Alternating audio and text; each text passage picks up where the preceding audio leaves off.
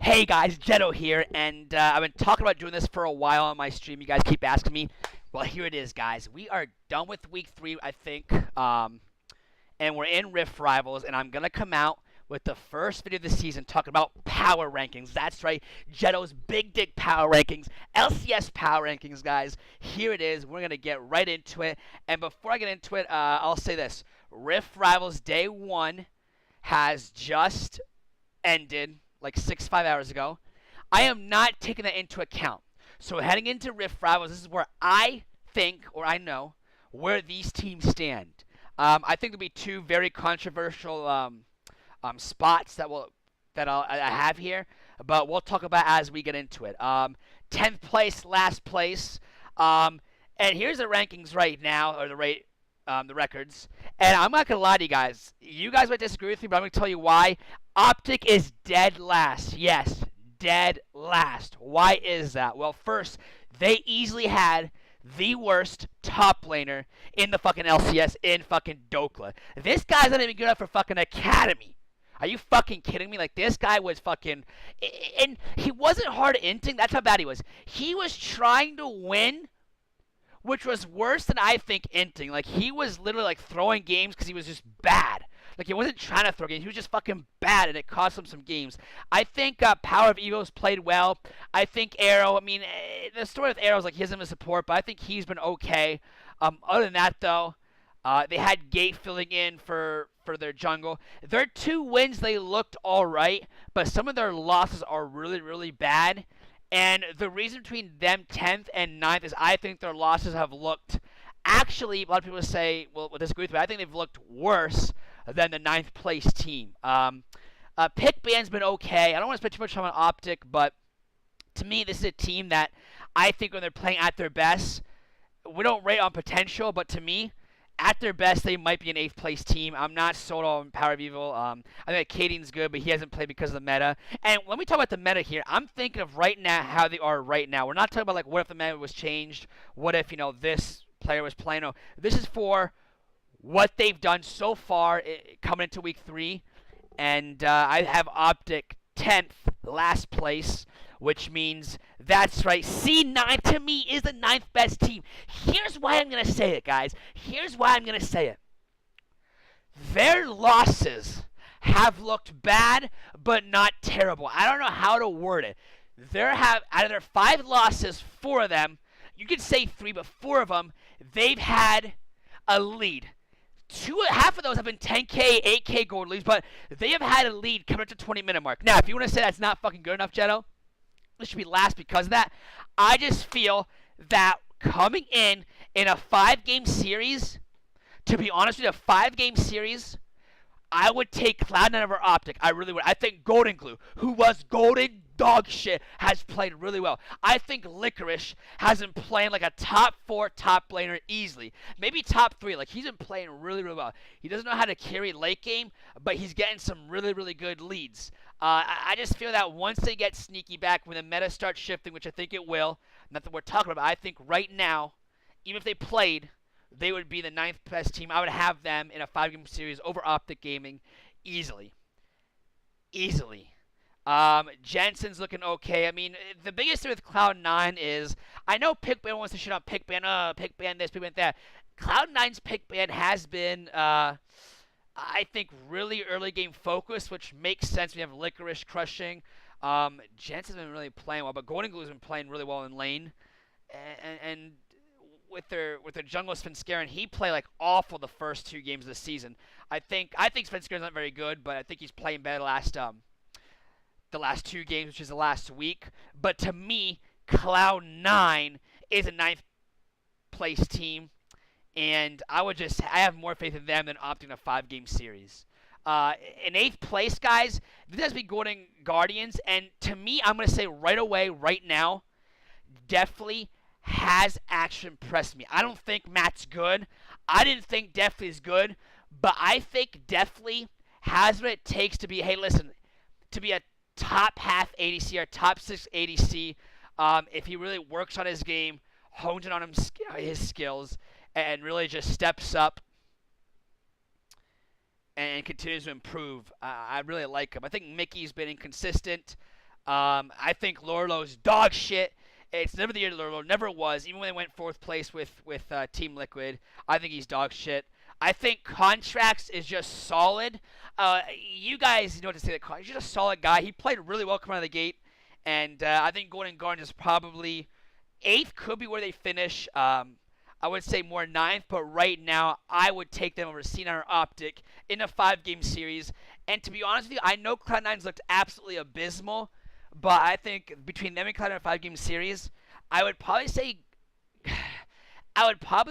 Golden Guardians, but it's close, and that's why and Golden Guardians has some decent wins under the belt, so I have them 8th place, and I just think definitely's been their shining star. I don't think he's great. I don't think he's really that good, but I think he has been pretty solid overall when he's played. 7th place.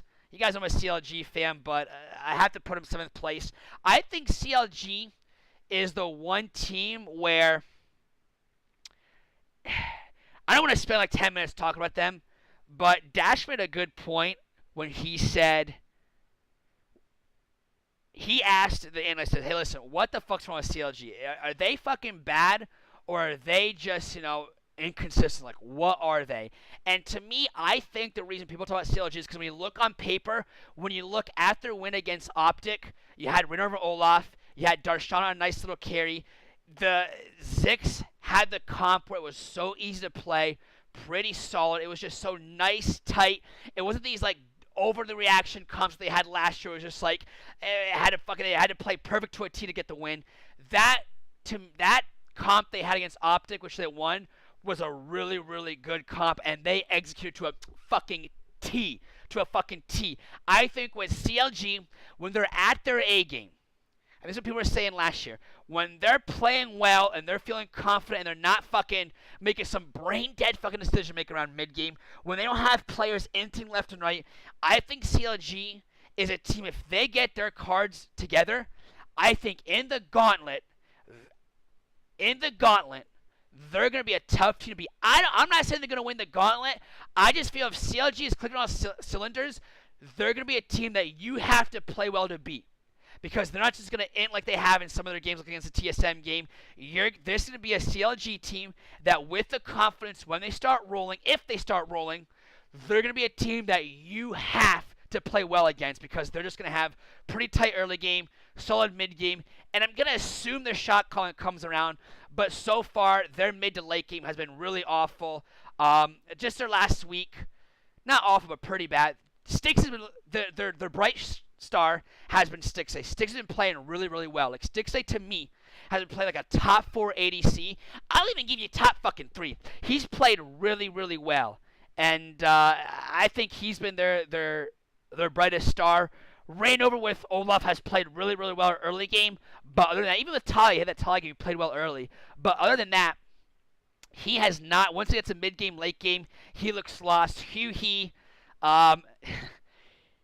he's had some questionable head-scratching decisions, and so has Darshan. I feel this team plays best when they get Darshan off the fucking Orns. You have him play what he wants top. You have Styx against some research. I think Darshan and Styx are going forward because they're playing so well. Those are the guys that I look to CLG to really take them over to the top 5, top 6, into the playoffs, into a nice little gauntlet run. I think those are 2 guys that I'll be eyeing up on if they're going to be consistent. And he just does what he did like Lissandra, just does what he does, just plays solid, doesn't have a brain on decision making, works with Rainover, yeah, might as well call him Olaf, works with Rainover, works with Biofrost better. I think CLG team down the line, no, they're not going to be a top 3 team. I don't see them be a top 3 team, but I think they have a potential to be a gauntlet team that can, if they just hit in all cylinders, they have good shot calling, that's another question mark.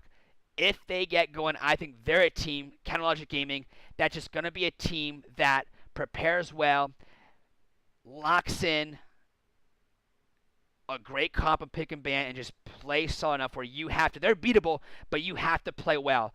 And so far in the 3 losses to CLG, they've hard-inted. And the 3 wins, 2 of their 3 wins have been really, really solid. We've seen, like, classic CLG with their wins, and with their losses, we've seen classic just dog shit CLG. They're 7th place. and that's where I have CLG. But this is a team that I think, not because I'm a horrible, I think could make a run in the gauntlet if they get their cards in order. I don't want to spend a lot of time on them, but I just think this is a team that I think they have to during this break, they have to get together. I think they have to figure out what they want to do going forward. I think it starts with Zix. I think he's a great coach. I think he's a top 3 coach in NA. I think he has to get them playing into better comps. I think Darshan's good enough to really get resources, to really start going, helping them carry, and then try to get Zix going as well. And finding a champion or two where Rainover can really work with Hugh, he roaming around the map, ganking top lane. When CLG plays well, you see Rainover, aka Olaf, Rainover and Darshan on the same wavelength, and Hugh, he's just really being a really good team player, and Styx is just playing really well. I mean, Styx and Biofrost have been winning some lanes, have been really doing well in laning phase. I think Biofrost, he's had some questionable moments where just like with it. I remember a Braum game where he's just ulting into spell shields, just like flash ulting one person, and not getting anything out of it. So I think they've been playing really poorly, but I have them better than GG, C9, Optic right now. I think moving forward, I think I can comfortably say them 7th place, and that's where they are. This is the second thing that I think people are going to... Optic people might have said, like, hey, you know, C9 should be dead last. We play like dog shit. I'm going to say it right now. I don't give a shit that Meteos left. I'm talking about right now, 100 Thieves to me was a 6th place team. If it wasn't for Someday... If it wasn't for Sunday, everyone's talking about their wins. Oh, look, they found out fucking Cody's son. They fucking found out Cody's son. Bullshit. If it wasn't for Sunday on his fucking back carrying this fucking team, this 100 Thieves team would be 2-4 easy. Maybe not one win. I think it'd be 2-4. Their record would be reversed though, and I think 100 Thieves. I think they're a solid team. I don't hate 100 Thieves, but I think without Someday, this team. To show you how good Sunday's been, he's been like a top 3 player in the NALCS so far, easily. He's hard carry 100 Thieves in 2 of their wins, and it hasn't been Codyson. I'm sorry, guys, 100 Thieves fans. Codyson's an okay player, but Sunday's really carrying hard. And to me, everyone talks about how good Meteos is. Ryu, it doesn't matter how good Meteos and Codyson really play. Ryu has been playing like dog shit as well. He's just been flat out dog shit, I think, in a lot of games. It actually helps 100 Thieves that in this meta that he hasn't had to play against the fucking the Bjergsons. I don't think Pobelter's good, but I think Pobelter's better than Rio. Like he hasn't had to go one-on-one against him, which I think helps 100 Thieves overall. But to me, I think 100 Thieves haven't shown me anything. I think there are 5 teams that in a 5-game series I would pick over 100 Thieves. And that's why I'm having 100 Thieves 6th spot. I think they're a good team. I think their shining star has been, their positive, has been Someday. I mean, I'm not going to go into it because you guys have seen the games. And if you haven't, he's just been really, really beasting. I think their negatives have been, I think Ryu's been playing pretty poor. Their pick and bans have been kind of shaky. We can say that for every team. I think Cody's son is overrated by the analyst deck. A lot of people overrate him. And I just feel with some days a big crutch. And as of right now, talking about Meteos 3 days ago was kicked. Levi's coming in. I'm not going to talk about that in this video. But I just feel coming in, I would actually literally pick 5 teams ahead of 100 Thieves. And that's where we're at with them. I think we're not going to talk about where they're going to end up at. We're talking about where they are right now. I think it's very controversial. I think people are going to say, well, you know, like, that's dog shit. Like, they should be top 4. 6 is just, like, punting this video. But to me, I honestly, in a 5-game series, from what I've seen right now, I don't think I take 100 Thieves over any of the top 5. And speaking of 5th, and this is the why we said it's going to be very controversial, because I actually have FlyQuest ahead of 100 Thieves. And I know what you guys are saying. Like, FlyQuest doesn't have, you know, the last the matchups here. They came out 0-2, but I think since then they've played really well, and I just think they're clicking well. And to talk about their strengths, I'm just surprised Santorin the last 3 games has actually not played like dog shit. Yeah, he's had some games where he's head scratches some moments, but this is probably the best I've ever seen Santorin play. I think Router has his moments, but I just think from what we saw last week, they played, they didn't play any great competition, but they just really seem like a team that are in sync. they played like a team last week, and that's why if they would have played, the end of last week, I think I would have put them over 100 Thieves. And I know, like in the Reddit thread, people were saying, "Oh, Saint Vicious is a miracle worker. He's done well." Ever since, because I guess FlyQuest did triple blocking, and that I think got them all on the same page. But to me, FlyQuest played really well. I think Flame has room for growth. But I think Centurion's really been my biggest like holy shit. I think Satori is dog shit, but I think in the last 3 games they've played, 4 games, overall they've played really well. Wild Turtle's Wild Turtle. Keen's, Keen. But Flame, I think, is only going to get better. I think he's played pretty solid. Kind of underlooked. Isn't playing as well as he was last split, but I think he's kind of underlooked in the top because I think there's a lot of good top lanes in the LCS. But Santor, I'm going to highlight his name, guys. I can't say, like, I'm very, very impressed. Maybe it's because I had him, like, I thought he was, like, legit dog shit, and he's just surprising me. But I'm really impressed at how solid he's played. He's working with Flame well, with Keen well, and I'm just very surprised at how well FlyQuest had played last week. And yeah, I guess I guess last week you could say hey, listen, it was just last week, 2 games slip, but they started 0-2 and the triple blocking. I think Saint is an okay coach. I expect FlyQuest to fucking crash and burn. That's what Saint Vicious teams do. They just fucking crash and fucking burn. I expect them to do that last 3 weeks of the split. But Saint Vicious, I do give him props. I think people in the thread saying he's done a good job. I think he's absolutely done a good job. And I think Satorian's played well. And I think even Wild Turtle is probably been the weakest link. I don't think he's played terrible. So right now, I would take FlyQuest over 100 Thieves in a 5-game series. I know it's close, but I just feel like FlyQuest is... And it's not to talk about 100 Thieves because we talk about how like Meters not on the team anymore. And they're subbing out fucking Someday, which I'm assuming that's just giving him a rest because his back fucking hurts. But with even with the previous 100 Thieves roster, I would actually take FlyQuest over 100 Thieves at the end of last week, even though 100 Thieves did 2-0, I believe.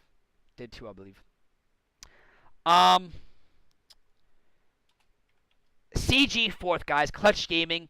And to me, I'm not going to lie to you guys. Last split, I had CG as a 4th place team. CG, to me, you don't have as good a record as 100 Thieves. I think they did lose to 100 Thieves. Don't quote me on that. I forgot. But that was a really close game. I'm not going to lie to you guys. I think Clutch Gaming, if Lyra played like he has in 2 of those 3 wins where he's played really, really well, I think Clutch Gaming is a team that absolutely has what it takes to be a top 3 team in NA. We saw a piece of that last game. We'll talk about their shining star, I guess. We'll talk about their positives. Their positive, to me, is easily their bot lane guys. Apollo and Hawkwood played really, really well. But I think Forbidden has played consistently well. He's been pretty solid. I think he was dog shit coming into the NA 8 months ago. But I think he's proved me wrong. He's proved like he's a top 4, easily a top 4 mid laner. And Lyra, when he's bad, he's fucking bad. But I think Lyra at his best, you can absolutely make it to the finals with Lyra playing at his best. We've only seen bits and pieces, but I mean, Lyra still, I think, when he's at his best, is a top 4 jungler. Probably top 3, to be honest with you. And he's just someone that when he's looking good, he's looking good for 2 of the 3 games. When he plays well, I think Clutch Gaming he takes them to another level. And his champion pool isn't as deep as I thought it would be. I thought he'd work it over the offseason, but I think when he looks well, this team's good. It's not like no. This team has, like, even when Lyra not playing well, they've still looked well. They've still played well. I know they have 3 losses, but their 3 wins have been really good. And I just feel in a 5-game series, I would take them over FlyQuest and 100 Thieves. I really would. I absolutely would. At the end of week 3. My biggest question mark, though, is Solos. When he goes up against Huni, Darshan, like, when he goes up against, like, top half of tops, and he's out of his element on a tank river, I know teams target him, but Solo is just dog shit. You play Solo with, like, Licorice or just an above-average top lane, I think this Clutch Gaming team is just fucking skyrockets and competes with everyone. I think they really do compete with everyone. I really do believe that. Solo's just he can play 2 champs well, but like other than that though, he's just like, I remember against Huni, he just got fucking shit on. Just play like dog shit in lane, down 20 CS. And we saw it last year, too, in a couple games.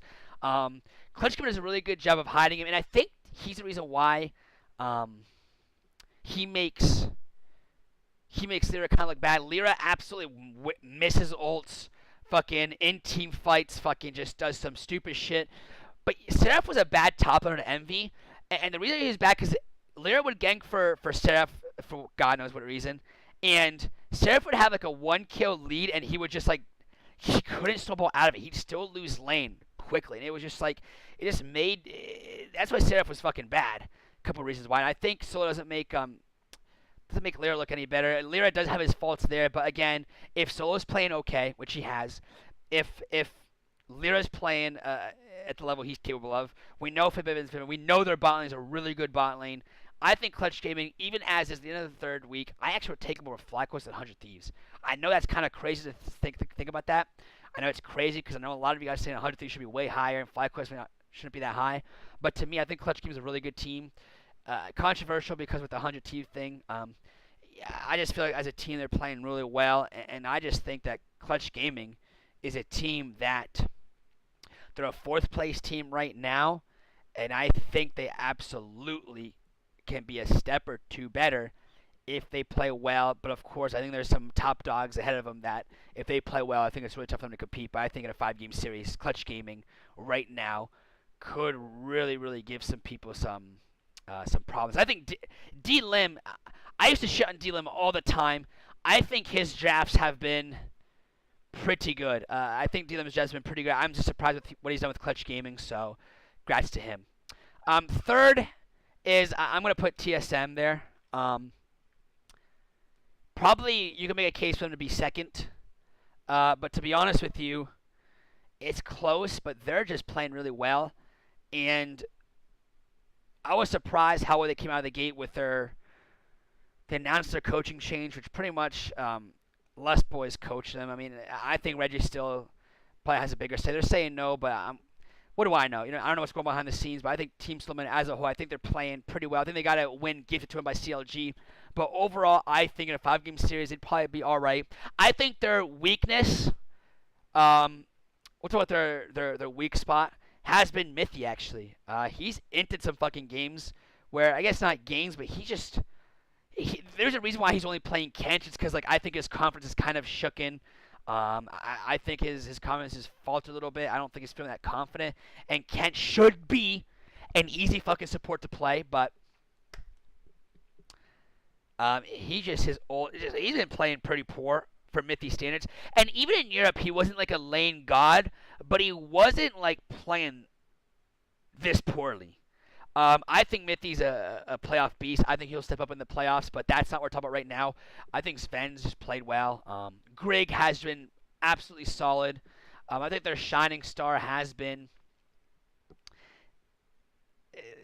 Hear me out on this. I think Greg has not fed. He's just what, not a word bot, but he just played solid. He's better fit for Mike Young because he just knows what to do, doesn't do anything stupid. He gets out paths. Yeah, he gets out jungled in a lot of their losses. He's been out jungled in 2 of those losses. But even in some of their wins, you can tell he's not the better jungler.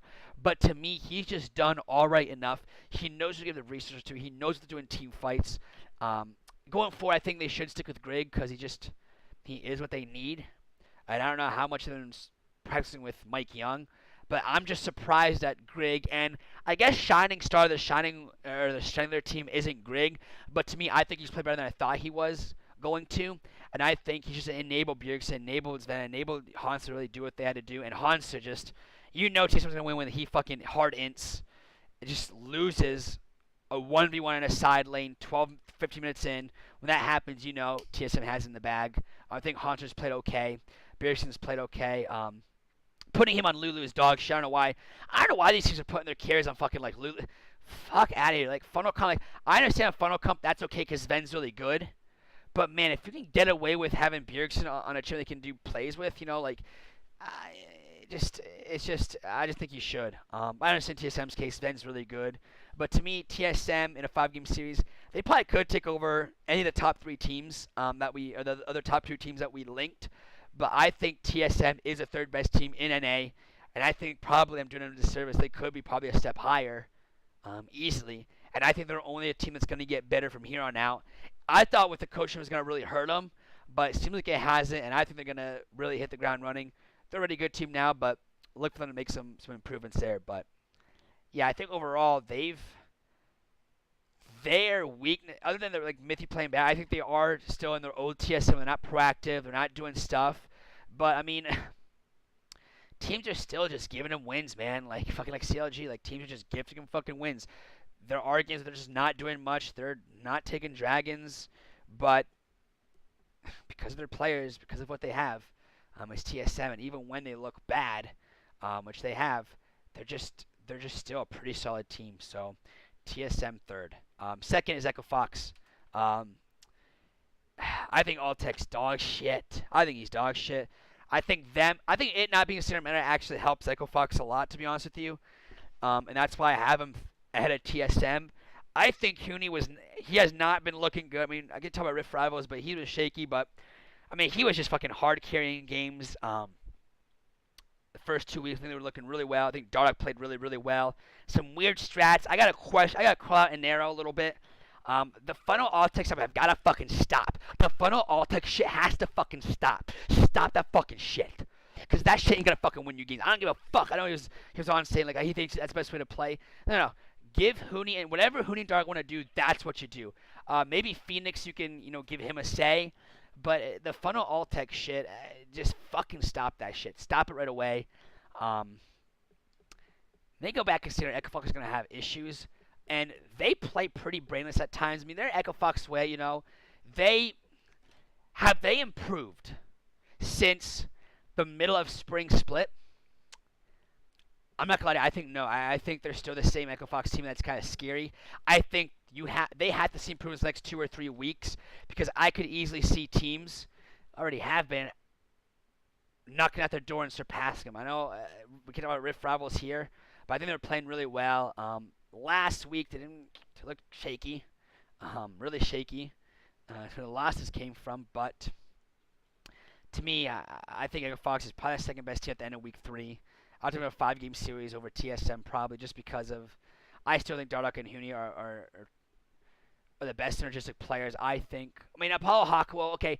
In terms of like outside lane, I think they're the best synergistic like combo outside of like a bot lane duo. And I think Echo Fox is the second best team coming into week 3. At the end of week 3, but when I come out with my week 4 power rankings, absolutely, I could see them tanking a spot or two. Because I got caught in arrow. Their strategy, like, it's like they're picking bans. Like, it's just like, the funnel Altec, I can see it for a game, but doing it for like 3 games now is just like, what the fuck, And they're a team that I want to see improvements. I'm looking at an arrow, I'm looking at their coaching staff, their organization, and saying, listen, you guys have to improve because I do believe Standard's going to come back. And I know this isn't affected rankings for right now. But I think going forward, they've got to improve because they can't just be like they did last year. Even when they're playing well, I think that's good enough for them to make it to the finals. I actually think in the playoffs they could absolutely get an early round exit if they face someone who's really hot, who's been playing really hot. Kind of like hockey where like the AC team comes in, and it just comes in hot, and can absolutely be in a 5-game series. I could definitely see that. So I think Huni and Dardoch Huni's definitely got to play better, get more focused, stop trolling a little bit. But I think an arrow and this whole team's got to be like, listen, they have a style. Like there's a lot of teams that don't have a style. They have an aggressive. We're gonna skirmish. We're gonna 2v2, 3v3, 3v2. We're gonna fight. And I like that, but I just feel like they have to improve on what they do well at, and improvement's got to be in decision making in the mid game.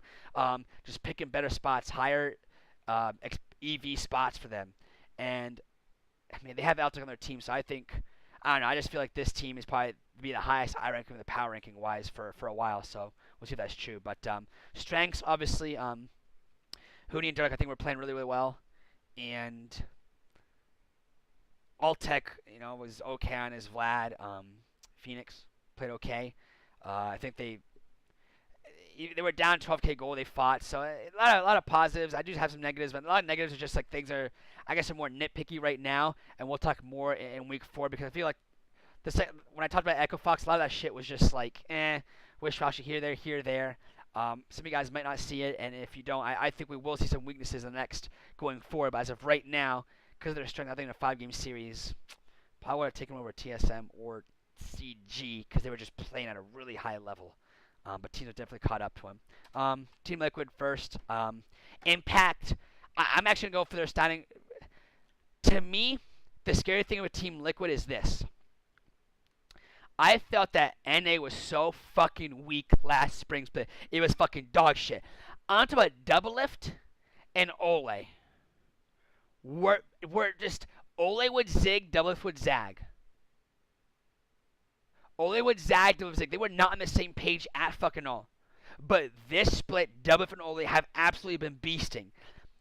They've narrowed down a champ pool for Ole. Ole hasn't been roaming as much. They've been more lane focused, but it's worked for them. They've been absolutely steamrolling over some bot lanes, playing really well, and they just seem to be on the same page, which is good for Team Liquid. But I think their shining star has been Impact. Here's why. I think Impact starts off slow in splits. I don't think he lanes really well against top-tier laners. He kind of just like, I don't know, he's a playoff beast. He's a late game. He's a late week performer. He's a big time playmaker, big time player in clutch situations when it comes to the playoffs, when it comes to games that matter. Not saying games don't matter, but like you guys know what I'm talking. If you've seen Impact, like he just scales as the weeks go. He gets better and better. But Impact has come out of the gate pretty well for a lot of good tops in NA, guys. A lot of good tops in NA, but he's played really well. He surprised me because he's played really well. Has held his own, and I think their only negative has been maybe Poe Belter. But, I mean, I'm not a big Poe Belter fan, but I can't deny that he's played okay. He's held his own. I think Smithies is on the same page with everyone. I think Team Liquid right now in a 5-game series, this is probably the safest thing to say. I think in a 5-game series, they probably would beat anyone because they have probably been, I think, on the same page-wise. I think Team Liquid is still on the same page. I think FlyQuest is definitely, in terms of like synergy, like team synergy, I think FlyQuest is very, very surprising. I think Team Liquid, with what they want to do, with how they want to approach it, I think their draft and their 2 losses have been really bad. But overall, they've been okay in drafts. They know what to do. Impact's playing well, Smith is playing well. Everyone on their team's playing well. As opposed to, an Echo Fox TSM, you could maybe make 1 or 2 players that have just really, at least one player that's struggled. But everyone on Team Liquid has pretty much played above average to really good. And to me, that's it. They're the best team at the end of week 3, and I think they will probably hold that spot looking forward. But, guys, that's fucking it, guys. I know I rambled a lot with Echo Fox and some teams. Please comment down below to give me your thoughts. I love talking about LCS. Guys, I watched since Season 2, early Season 2. And watch my stream. You can come in the stream, guys. Hit me up on Twitter and just talk about the LCS anytime you guys want. But I'm going to try to make these lists once a week, or at least either Monday or Tuesday before I stream. We will be talking about the LCS a day or 2 prior. So I think we're going to have a lot of fun there, guys. So, yeah, guys, thanks a lot for watching. Again, let me hear your thoughts, guys, down below. Comment, join my stream, hit me on Twitter, you know what I'm saying? Give me your thoughts. But this is my power ranking, guys. Right here is my power ranking. So some controversy there, but I will talk you through my thought process if you want more in-depth, if you just message me or comment. So thanks a lot, guys. Hope to see you next week, guys.